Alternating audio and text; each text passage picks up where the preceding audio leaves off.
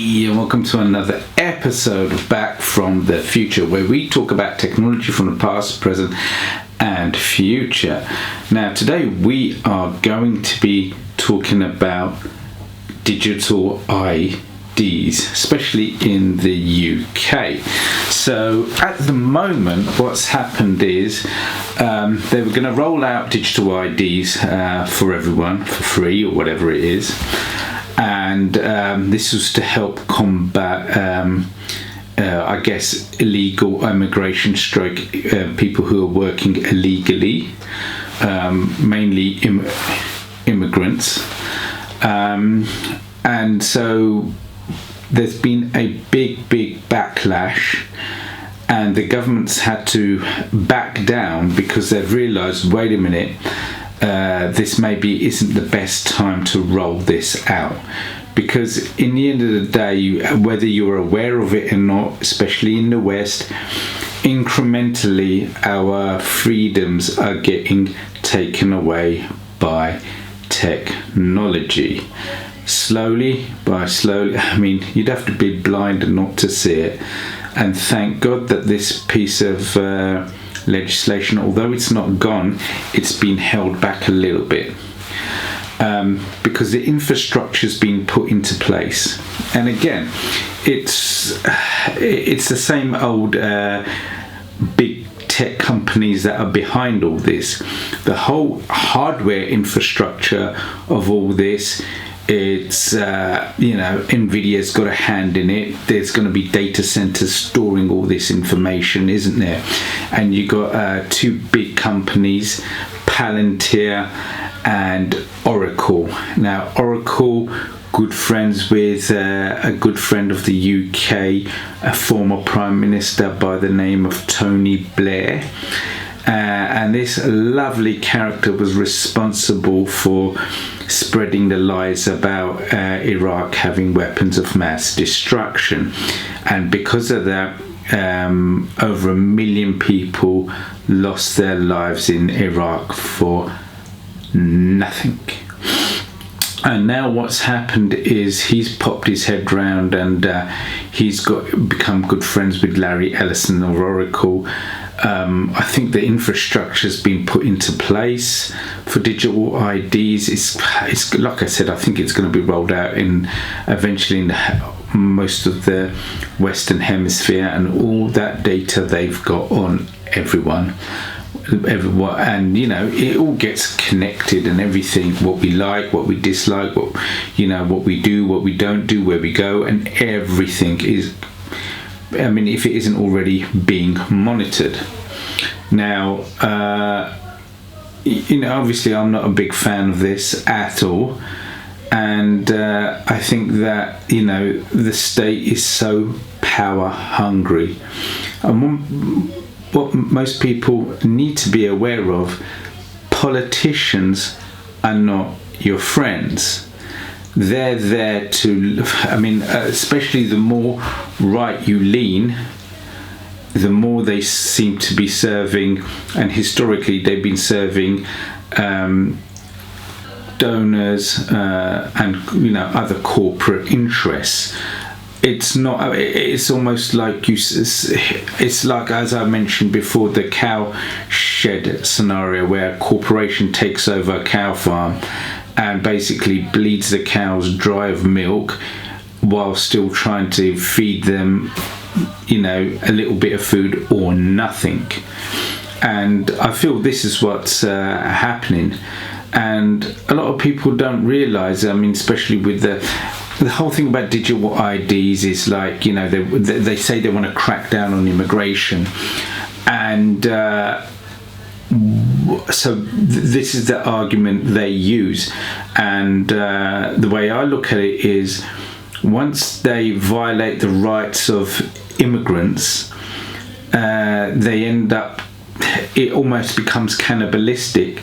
They then turn, once the immigrants are all gone, who are they going to turn around to get hold of?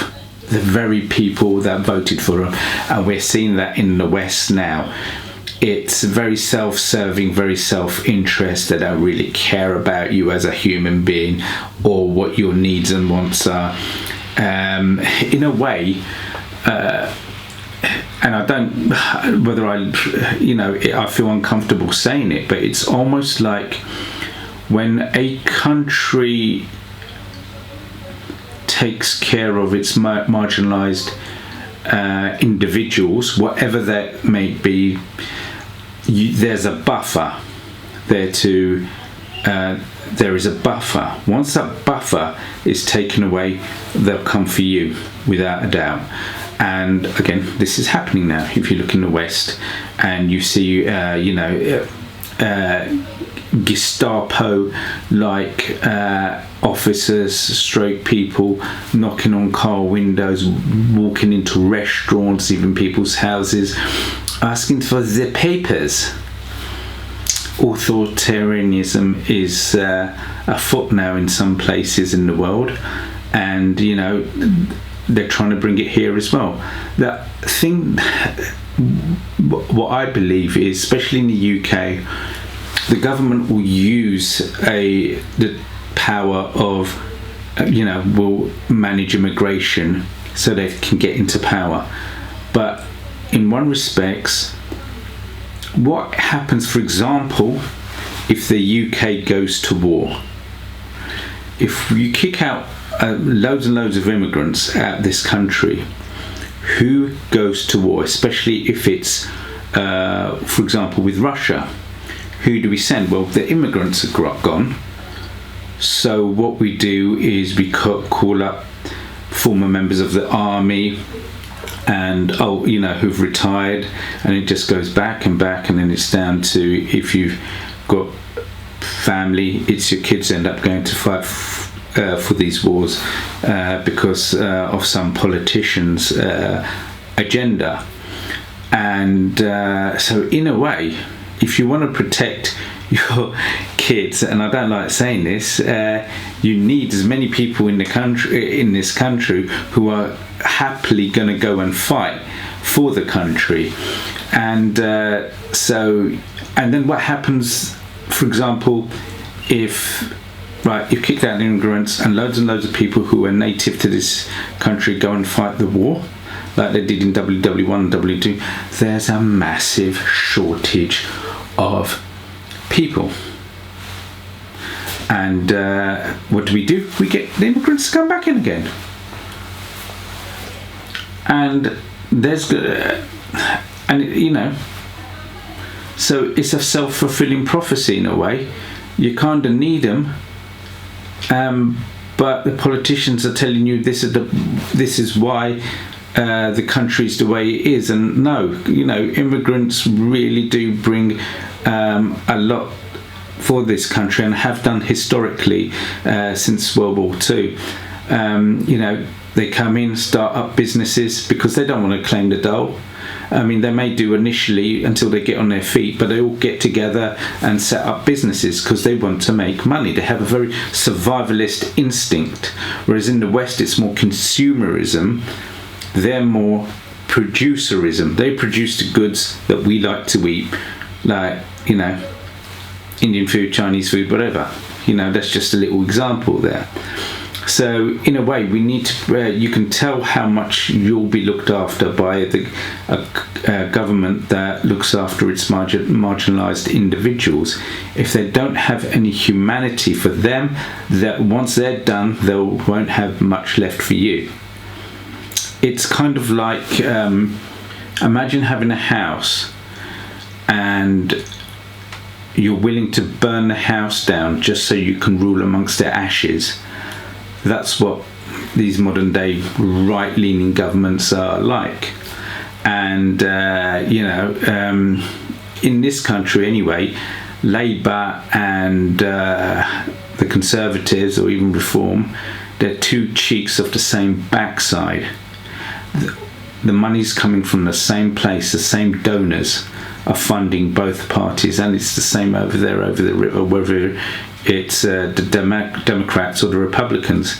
They've all got the same donors, and they are the people that are pushing the agendas for the respective countries. So this is something.